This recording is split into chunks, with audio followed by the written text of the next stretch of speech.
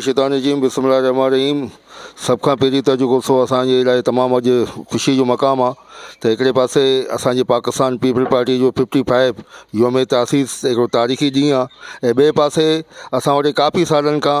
मुराद मेमन ॻोठ जेको मली ज़िले जो हब आहे ऐं तिजारती शहरु आहे जेको साफ़ पीअण जे पाणी खां महरूम हो, अॼु अल्हम्दुलिल्लाह उन साफ़ पीअण जे पाणी जो बाक़ाइदे एडमिनिस्ट्रेटर साहिबु मोहतरम जनाब नूर हसन जोखियो साहिबु हिते बाक़ाइदे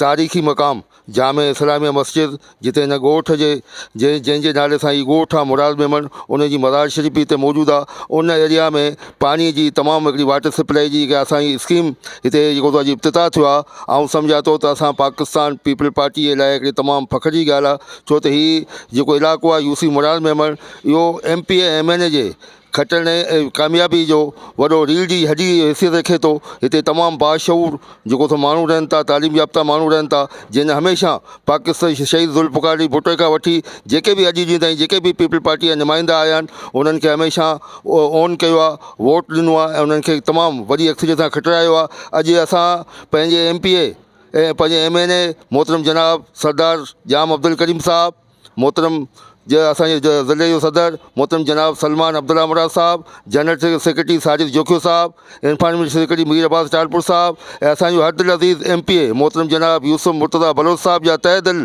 सां शुक्रगुज़ार आहियूं। ख़ुसूसी तौरु वज़ीर सिंध सैयद मुराद अली शाह साहिब जा ख़ुशी शुक्रगुज़ार आहियूं जंहिं हीअ स्कीम पाणी जी पीअण जी स्कीम ॾिनी, जंहिंसां 5 लख खां वधीक माण्हू पीअण जे पाणी खां मुफ़ीद थींदा ऐं तमामु हिकु दुआऊं पंहिंजे सिंध हुकूमत पीपल पार्टी खे दुआनि में यादि कंदा। वॾी महिरबानी।